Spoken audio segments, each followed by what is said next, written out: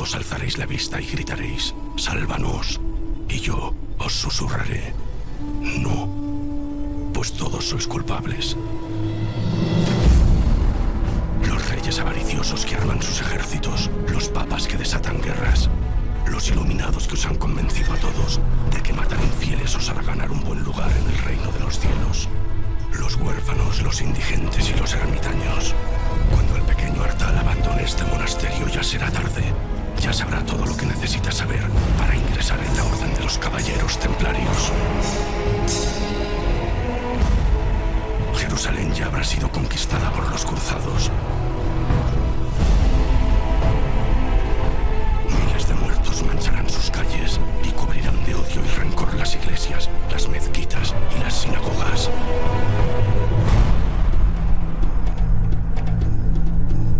Y todo por vuestra culpa, por vuestra culpa, por vuestra grandísima culpa.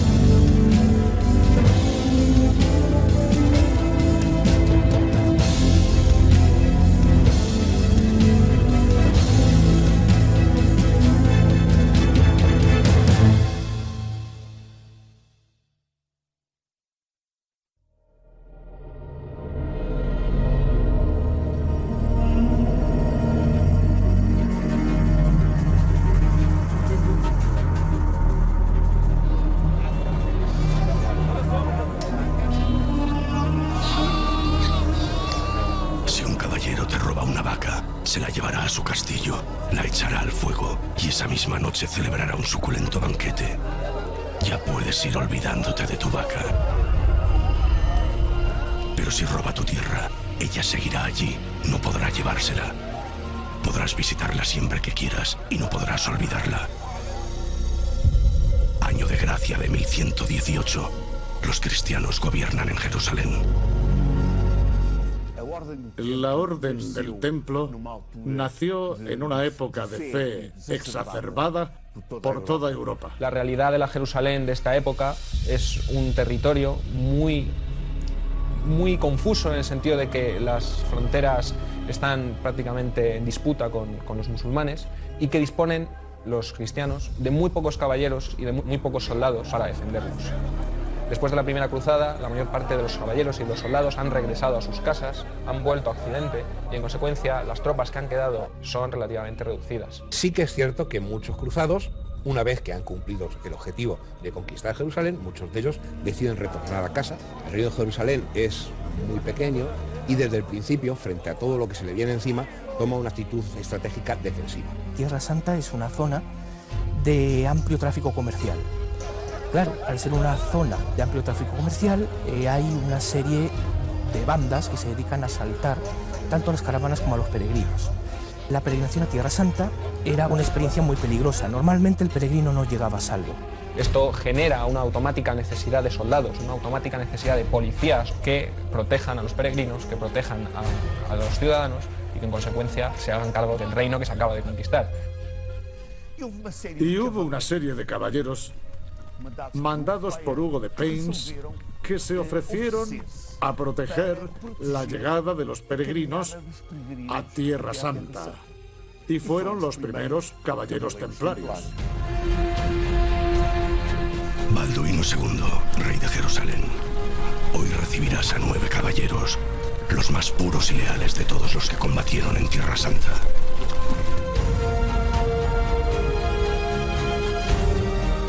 Nueve caballeros que no acuden a ti en busca de un título o de nuevas oportunidades. 9 de los pocos que han elegido quedarse para defender tu nuevo reino. Quizás sus ropas no sean las más apropiadas para presentarse ante un rey. Están sucias y gastadas, pero fíjate en sus armas. Si quieres seguir sentándote en ese trono, vas a necesitar hombres que sepan para qué sirve una espada. Se hacen llamar los pobres caballeros de Cristo y los lidera un noble segundón llamado Hugo de Payens. Él te narrará muchas de esas batallas de las que tú tanto te enorgulleces. Ellos sí pudieron verle la cara al enemigo.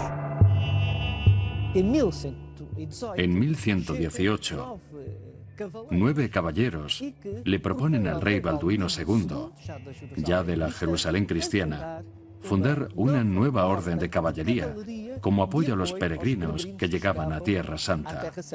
Esa entrevista con Balduino, esa iniciativa que tiene el rey de Jerusalén de utilizar, de instrumentalizar a ese grupo de caballeros, realmente es decisivo a la hora de explicarse el nacimiento de la Orden del Temple. Todo eso empieza con 9 monjes, que el número, como sabes, es un número especial, el número 9. El 9, siempre se habla de los números, también la numerología, ¿no? ¿Por qué el 9? Dicen que cada una de las afiladas puntas de la cruz templaria representa a cada uno de los 8 caballeros. Y el eje central de esa cruz, ese serás tú, Hugo de Payens. Estas crónicas que hablan de un número concreto, el de 9, bueno, está muy relacionado con la numerología, la cábala, el esoterismo, el aspecto mágico de las matemáticas que tenía en la Edad Media. Los 9 caballeros del Temple realmente eran algunos más. 9, 10 o 12 eran muchos. Para un rey en una situación muy delicada desde el punto de vista estratégico, desde el punto de vista militar, un puñado de hombres bien adiestrados podían ser sencillamente decisivos. ¿A cuántos duques, condes y reyes has obedecido, Hugo? ¿Cuánta mediocridad has tenido que conocer para no querer servir a ninguno más? Hugo de Payens evidentemente es un innovador. Esa idea de mezclar, de fundir el monje con el soldado, a nadie se le había ocurrido hasta entonces. No sé muy bien si era un romántico, pero desde luego él lo que predica desde un primer momento es que tiene que haber una serie de soldados preparados para la guerra, que sepan combatir para defender a los peregrinos que van al Santo Sepulcro. Debió de ser un personaje muy carismático porque convenció a todos y partir de cero era complicado. Y lo consiguió, sin duda lo consiguió. Balduino II, rey de Jerusalén. Me sangran los oídos al escucharlo. ¿Realmente crees que Cristo necesita de un rey que gobierne su reino? Tu soberbia se irá agrandando con los años. Incluso te harás enterrar en la iglesia del Santo Sepulcro, como si eso te garantizase un buen asiento en el reino de los cielos. Hoy entregarás la custodia del templo de Jerusalén a Hugo de Payens y a sus pobres caballeros de Cristo. Sabemos que la Orden del Temple recibió del rey nada menos que una parte del Templo de Salomón para asentarse por primera vez. Esta orden tuvo como primer nombre los pobres caballeros de nuestro Señor Jesucristo. Y dice la tradición que el rey Balduino les entregó las caballerizas de lo que sería el antiguo templo de Salomón, y pasaron a llamarse Orden del Templo de Salomón. Lo primero que se da cuenta el rey de Jerusalén es que necesita tener un ejército permanente, tener un núcleo, una élite que sirviese de núcleo central del ejército. Lo que es importante es que el rey de Jerusalén vea la oportunidad que le ofrece un conjunto de caballeros dedicados, en último término, a defender el propio reino de Jerusalén. Hay un cierto misterio, ¿no?, con los orígenes de la Orden del Temple. ¿Por qué un caballero, Hugo de Payens, un feudo de segunda categoría, por qué consigue esta donación? Yo creo que Balduino II, que acaba de heredar unos meses antes el reino, tiene una escasa capacidad política y lo que hace es apoyarse en toda aquella gente que cree que le puede, de alguna forma, echar una mano para la defensa de su reino, para la defensa de su capital, que es Jerusalén.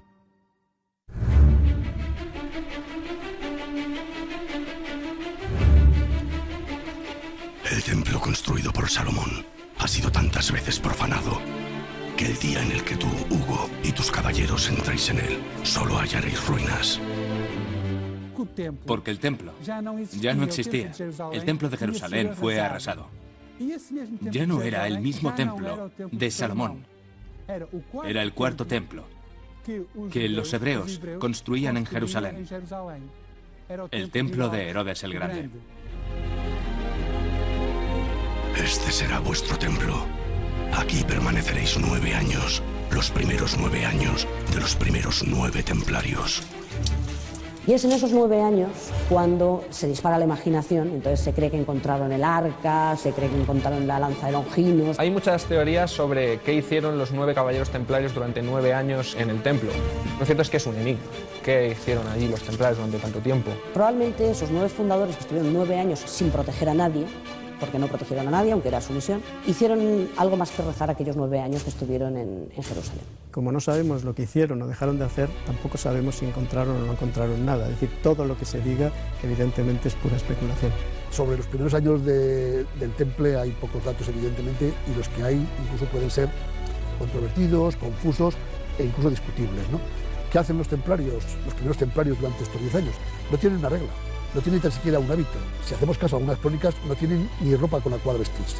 Al parecer, junto con el lugar, junto con el edificio, el rey Balduino II les entrega también ropa, caballos, en fin, lo mínimo que es indispensable para lo que se supone que iba a ser, que sería después una orden de caballería. ¿A qué se dedicaron durante estos primeros años? En teoría, defender a los peregrinos. Pero en realidad, estos 10 primeros años son un fracaso monumental. No consiguen nada. No consiguen crecer, no consiguen que entren en la orden nuevos adeptos. No había una forma, digamos, una forma reglamentada de hacerse caballero. Simplemente bastaba con decir, yo quiero ser caballero del templo, yo quiero estar aquí, en este lugar, en el templo, y defender a los peregrinos, defender a la cristiandad, entregar mi vida al servicio de este ideal. Año 1125 de la era de nuestro Señor Jesucristo. Los cimientos de la iglesia parecen temblar cada vez que abres la boca. ¿Crees que la misma iglesia que cubre sus muros con oro no debería cubrir a sus hijos con harapos? Y haces bien. Deberías hacer que se avergüencen por ello. Eres Bernardo de Claraval, el padre espiritual de la Orden del Císter. Tu nombre es ya conocido por todos. Tu labor hará que vuestras abadías florezcan por toda Europa. Sienta las bases de una orden como es el Císter, que se extiende como la pólvora, fulminantemente, atraviesa Europa como un rayo. Se irguieron más de 300 abadías por Europa y tras su muerte llegaron a ser 700. Bernardo de Claraval es otro de los grandes visionarios. No llegó a ser papa, pero tenía más prestigio que cualquiera de los papas de su tiempo. Muy austero en su forma de vivir, él se desprendía de cualquier tipo de bien material, apenas comía, porque tenía problemas de úlceras por su mala alimentación, porque tenía esa idea de la austeridad, de la pureza absoluta, casi no comer, ¿no? Elige bien tus palabras, Hugo. No estás escribiendo a un abad cualquiera. El apoyo de Claraval a vuestra causa podría ser decisivo, pero has de convencerle.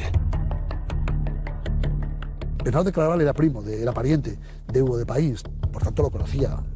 Sin San Bernardo de Claraval, sin este abad, realmente el Temple no hubiera sido lo que fue. Esos pobres caballeros que custodian el templo de Jerusalén parecen realmente dispuestos a consagrarse a Dios, a proteger la cristiandad. ¿Acaso no es esa la obligación de todo buen cristiano? Los templarios crecen poco durante los primeros años. La regla era muy nueva, aunque ya contaba con los votos de castidad, pobreza y obediencia. Solo cuando Bernardo de Claraval escribe el elogio de la nueva milicia para incentivar a los nobles a que ingresen en esta nueva orden, será cuando la orden del Templo de Salomón empiece a crecer. Sí es cierto que San Bernardo tiene un papel importante. Entre otras cosas, escribe todo un tratado, el elogio de la nueva milicia, que es una apología, es una justificación de los templarios. Donde dice que los caballeros templarios son los cristianos más puros, más perfectos, que eso es lo que hay que hacer, que a eso es lo que tiene que tender todo buen cristiano. Es el primero que sienta las bases en una larga carta, donde explica por qué la necesidad de que los monjes se conviertan en guerreros, cojan la espada y puedan matar. San Bernardo y por tanto Hugo consideraban la Orden del Temple como un cuerpo de elegidos, de personas entregadas a Cristo, entregadas a Dios, que debían empuñar las armas, que no tenían miedo, que eran auténticos valedores de la fe de Cristo, eran sus depositarios, eran nada menos que guerreros que estaban dispuestos a entregar su vida, a convertirse en mártires por la fe. Reviste tu cuerpo con la armadura de acero y tu espíritu con la coraza de la fe. Ese es el verdadero valiente. Ese libro de Bernardo de Claraval, El elogio de la nueva caballería templaria, es realmente el texto que abre las puertas. Para que una orden de ese tipo funcione, hace falta una regla, hace falta una disciplina, hace falta una organización. Bernardo de Claraval, que sabe que los templarios no tienen esa regla, simplemente la idea, que se han constituido allí unos cuantos caballeros que tienen un lugar común, etcétera, una vida en común, ve el objetivo perfecto. Él, que es un cisterciense, que conoce muy bien la organización de una comunidad, sabe que para que funcione un monasterio todo tiene que estar en orden.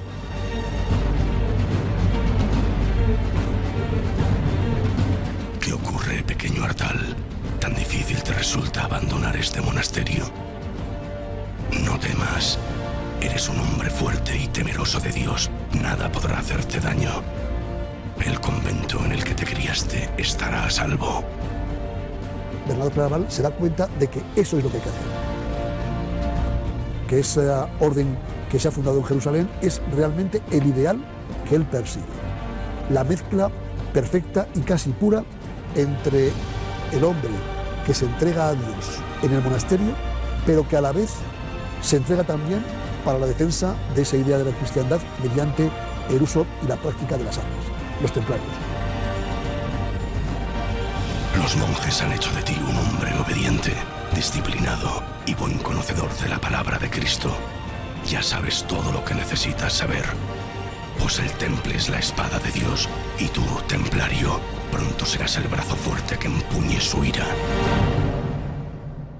Despídete de estos muros, no los volverás a ver.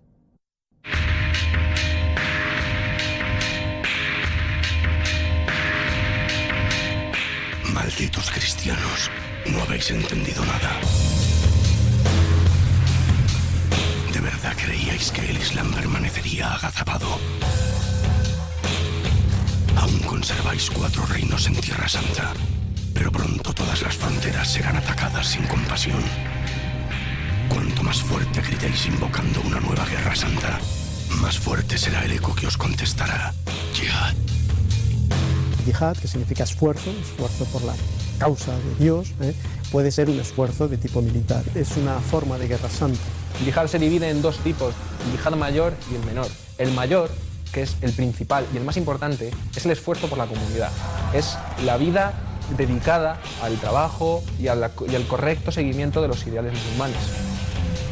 El menor, por ello menor y menos importante, es el que se dedica a la guerra, a la expansión de la fe, y este es el que hoy por día, por desgracia, impera dentro del concepto de la yihad. Da lo mismo que adviertas a los infieles, ellos no creen. Alá ha sellado sus corazones y oídos y tendrán un castigo terrible. Son 2 religiones que pertenecen al mismo tronco monoteísta y que sin embargo están patrocinando un enfrentamiento que a fin de cuentas es el enfrentamiento por el Mediterráneo. Cuando le preguntaron al mensajero de Alá cuál es la mejor yihad, él dijo: la mejor yihad es aquella en la que tu caballo ha sido degollado y tu sangre derramada. Es muy difícil, pero debemos de evitar que nos caigan bien o mal los personajes, porque eso implica un juicio de valor y implica introducir un elemento de juicio, de moral. Los historiadores no somos jueces y no tenemos que decidir quién es bueno y quién es malo, ¿no? Tenemos que explicar una realidad.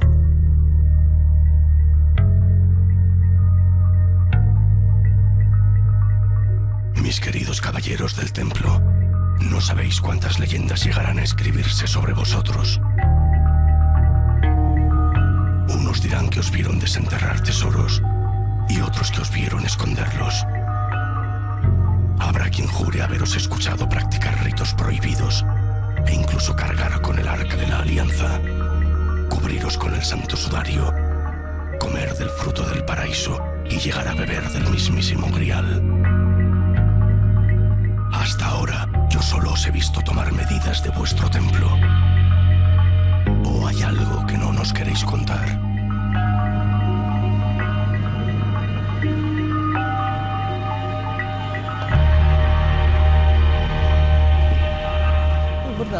San Bernardo de Claraval incentiva una misión que hoy no sabemos exactamente cuál era, pero sí sabemos que existía un interés en conocer algo del cristianismo primitivo.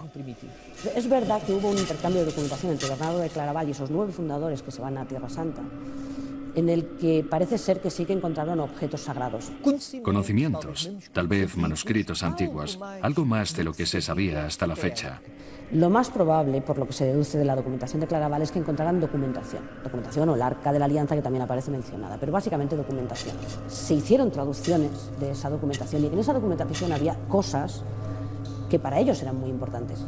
No se sabrá nunca qué.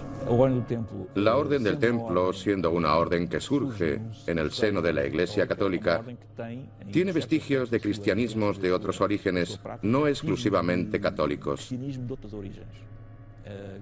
Por ejemplo, la idea de que Jesús tuvo un hermano gemelo. Es una idea que está en la Biblia. Hay un pasaje en el que se hace referencia a Tomé, y a ese Tomé se le califica como Dimos. Dimos es la palabra griega para hermano gemelo. El templo tenía secretos como ese, secretos evidentemente peligrosos. Es bonito, ¿verdad? Porque al no saberlo siempre podremos imaginar lo que queramos. Esto está muy bien, ¿no? Es fantástico.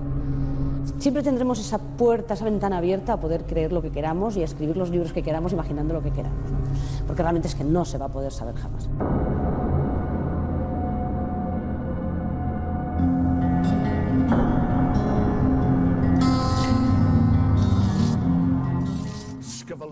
Pasado un tiempo, los caballeros de la Orden del Templo ya habían liberado todos los caminos de los ataques que mercenarios y musulmanes perpetraban contra los desgraciados que iban hasta Tierra Santa para pisar el mismo suelo que Jesucristo pisó. Los peregrinos que volvían contaban la historia y la valentía de estos caballeros que habían jurado ser pobres, fidelidad a Dios, que habían jurado silencio y no tener relaciones con mujeres. Se les consideraba unos santos.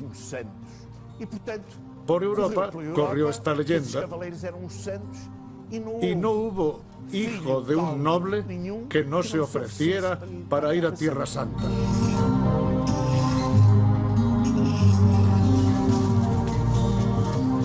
Bien, Hugo. Veo que por fin lo has entendido. Es el momento de que regreses a Europa y recojas el fruto de todas esas leyendas que has sembrado.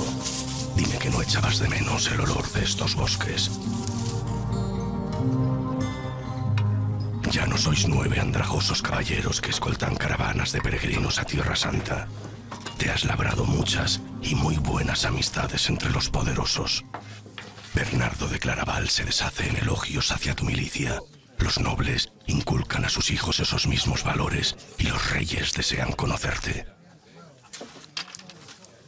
Te aseguro que todo el mundo escuchará alguna vez las valerosas gestas de Hugo de Payens y sus templarios.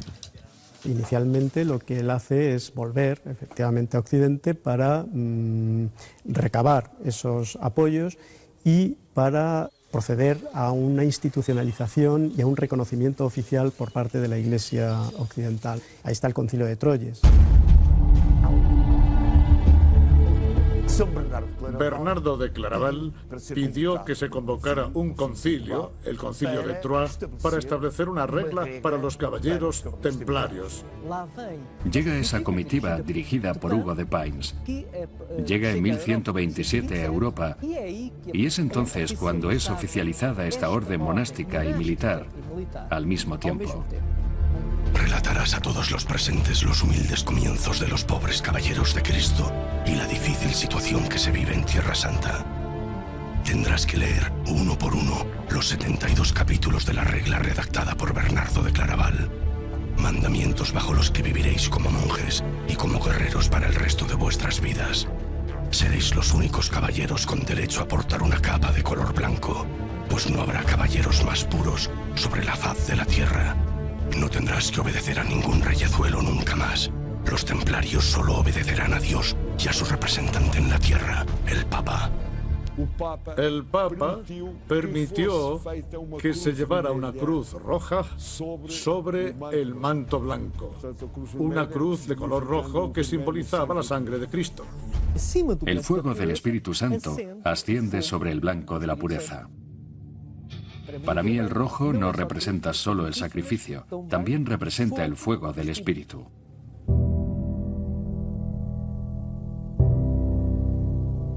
Capítulo 22 de la regla del Temple. Los caballeros llevarán siempre hábitos blancos. No le estará permitido a nadie más que a los nombrados caballeros de Jesucristo. Capítulo 25. El que quiera tener lo mejor, tendrá lo peor.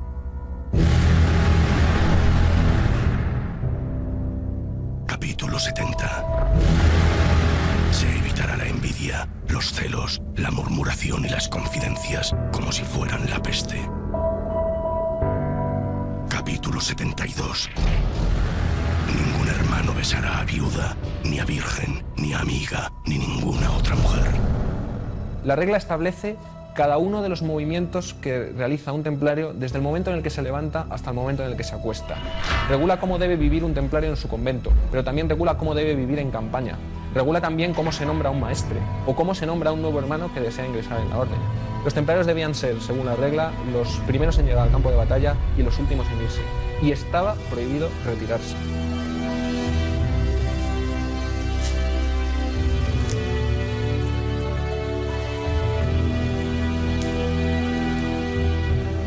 Venerables hermanos, habéis dicho adiós eterno al mundo. No temáis a la aproximación del combate y estad listos para recibir la corona del mártir. Tomaré el cáliz de la salvación e imitaré en mi muerte a la de nuestro Señor. Porque Cristo dio su vida por mí y yo estoy preparado para dar mi vida por Él. Cuando se entraba en la orden de los templarios, tenían prácticas de iniciación bastante violentas. Se preparaban para el sufrimiento y de ahí la dureza de esas prácticas. El templario es un soldado y el templario tiene que estar preparado, evidentemente, para lo que un soldado recibe en preparación, es decir, para la guerra. De la guerra se mata y se muere, claro. Tienes que estar preparado para matar y tienes que estar preparado para las situaciones realmente tremendamente crueles e incluso criminales. Capítulo 14 de la regla. Se beba agua o un poco de vino con agua, solo cuando sea voluntad del maestre. Capítulo 16. Dar siempre gracias con un corazón humilde.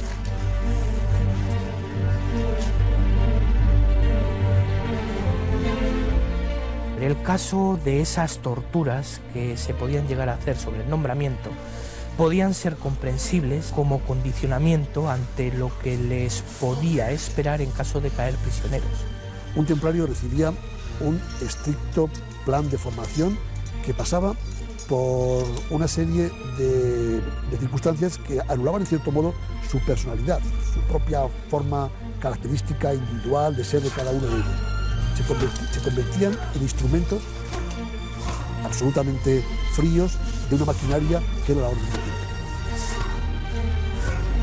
Queda esa imagen del caballero templario como una especie de máquina de matar, de máquina fría, que cumple a rajatabla y de forma absolutamente ciega las órdenes de su maestre. Capítulo 18 de la regla. Sed puros, porque yo soy puro. Sed santos, pues yo soy santo. A mí me da la impresión de estar en presencia de unos soldados parecidos a esas películas que hemos visto de los marines norteamericanos que les lavan el cerebro y que se convierten en verdaderas máquinas de matar. La Orden del Temple era una auténtica unidad militar de élite, donde había dos rasgos fundamentales que la diferenciaban del resto de caballeros feudales, y era una obediencia y una disciplina absoluta. Caballeros que renuncian a todo, al dinero, a la fama, a la fortuna, por un ideal, en función de unas órdenes con las cuales, pues evidentemente ahora yo no estaría muy de acuerdo.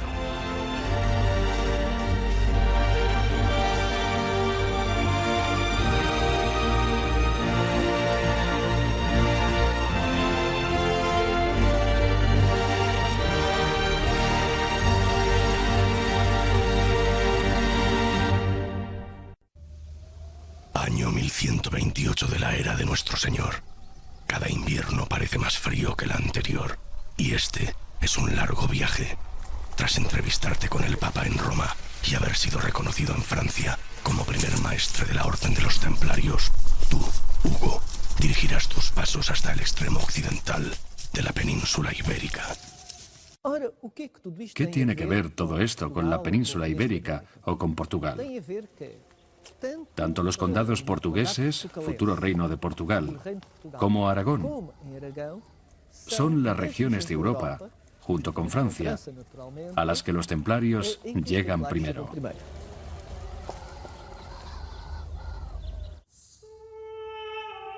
Doña Teresa, condesa de los condados portugueses, te has aficionado tanto al poder que no soportas la idea de no hacer siempre lo que se te antoje. ¿Qué es lo que tanto te ha atraído de estos caballeros? ¿Acaso no sabes que han jurado castidad de por vida? Era condesa de los condados portugueses, pero en el fondo aspiraba a ser reina. Era una mujer decidida, una gran diplomática. Creó intrigas de todo tipo entre Galicia y León. Se cree que los templarios podrían haber llegado incluso antes del Concilio de Troyes, en el año 1126, pero de lo que no hay ninguna duda es que en 1128 Doña Teresa les donó el castillo de Sur. El primer castillo de la Orden del Temple no se edificará en Tierra Santa, sino aquí, justo en la frontera entre el Islam y los condados de Doña Teresa de Portugal. Este será el primer castillo templario. El primer lugar será una parte de la frontera entre la Lusitania ocupada por el Islam y la parte ocupada por los cristianos, los condados portugueses, que tenían su frontera sobre el río Mondego. A diferencia de otras donaciones que recibieron los templarios en Europa, en la península ibérica, las donaciones tenían otra misión.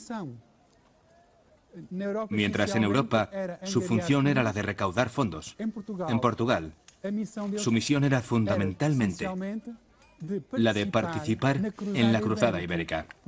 Porque al mismo tiempo que había una cruzada en Oriente, en la península ibérica, que estaba ocupada por los musulmanes en un 90%, también existía este espíritu de cruzada. Inicialmente, la misión de los caballeros fue la de proteger a los peregrinos, pero luego cambió y pasó a ser la de proteger también los territorios. Y es entonces cuando se instituyen como una orden auténticamente militar, como un ejército.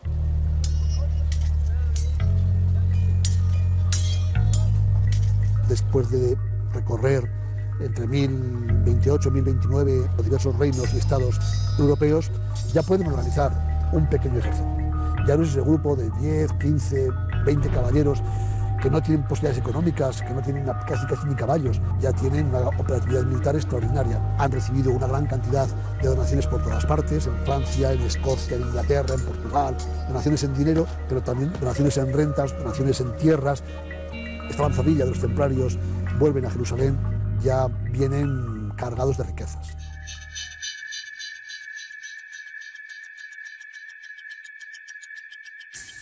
¿Por qué no comes, Bernardo?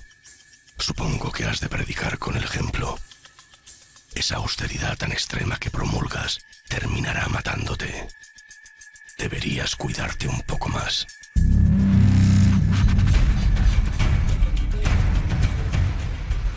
1143 de la era del Señor, los cristianos aún conservan 4 pequeños reinos en Tierra Santa. Pero Edessa, el más desprotegido de ellos, hoy mismo cambiará de bando. Nada podría oponerse a esa caballería turca que acaba de aparecer sobre la línea del horizonte. Las autoridades de la indefensa ciudad no tendrán más remedio que entregarla.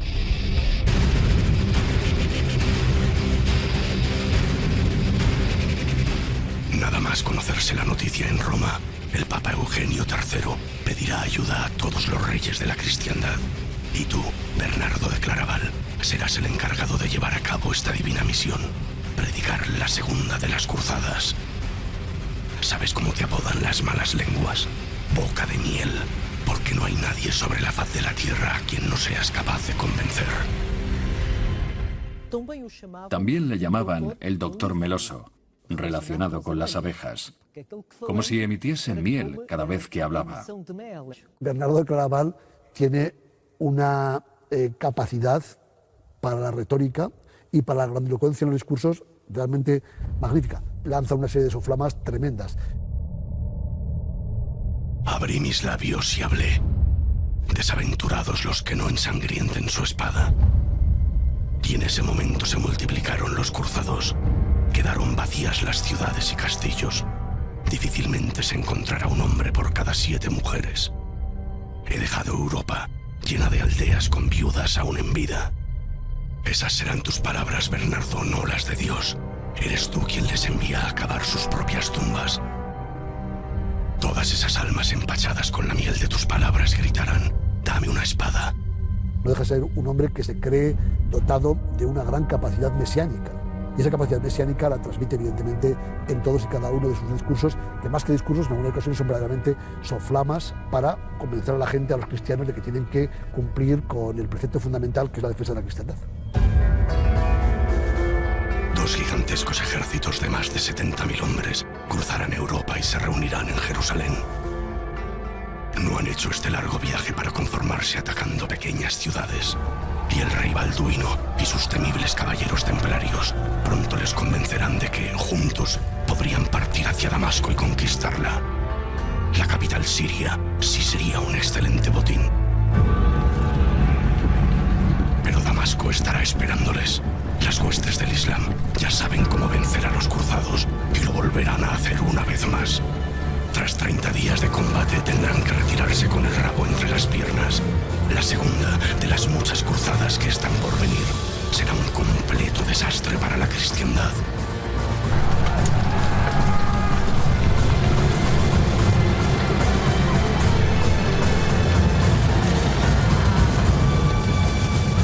En la Segunda Cruzada ya hay grupos de caballeros templarios que son capaces de participar con éxito en operaciones militares a nivel de lo que sería un combate en campo abierto.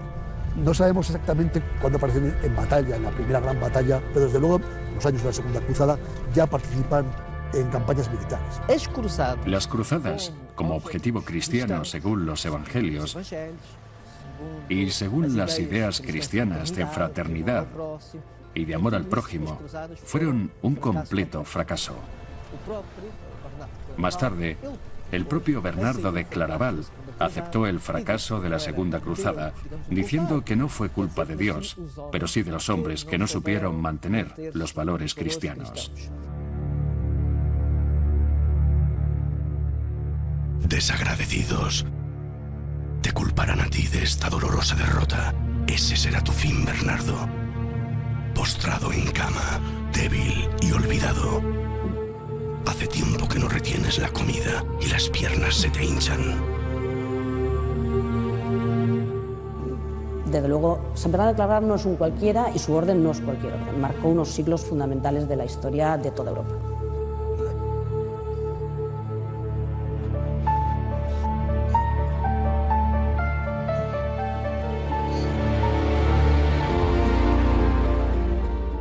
Te lo advertí. Tendrías que haberte cuidado. Tu vientre ya no soportará una noche más.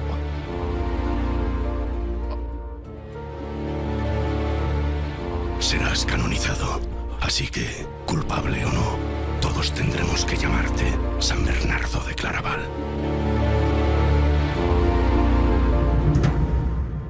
que fundamentalmente crea unas personas, un tipo de monje muy especial que se siente y se sabe sabio y superior.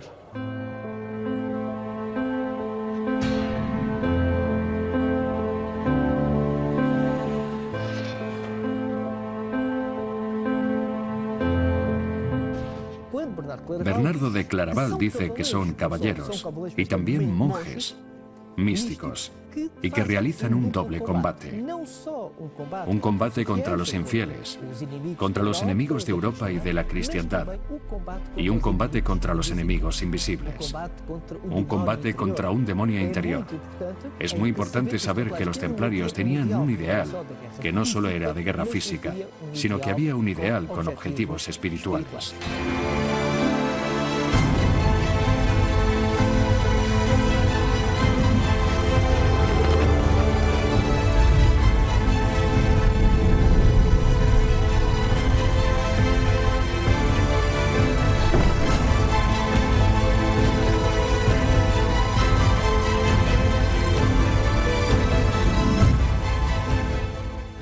Los caballeros templarios, al contrario de las modas europeas, en las que los caballeros iban vestidos con sedas y zapatitos con punta, que Bernardo de Claraval criticó duramente, diciendo que esos caballeros, que andan con zapatos de lujo y camisas de seda, son incapaces de combatir por la verdad y solo combaten por motivos frívolos.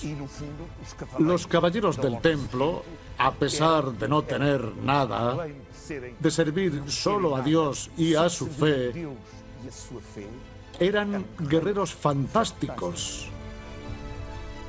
Hombres que habían adoptado los valores de la caballería, de defender a los otros, a los débiles, a los viejos, a las mujeres. Los romances que se leían en Europa, inflamados por los peregrinos que volvían y que contaban las aventuras de los caballeros templarios, mostraban a un hombre que había bebido del espíritu de la tabla redonda y de los caballeros del rey Arturo. Toda aquella gente que iba a Jerusalén para servir en la orden de los templarios, en el fondo lo que estaban buscando era la tabla redonda del rey Arturo.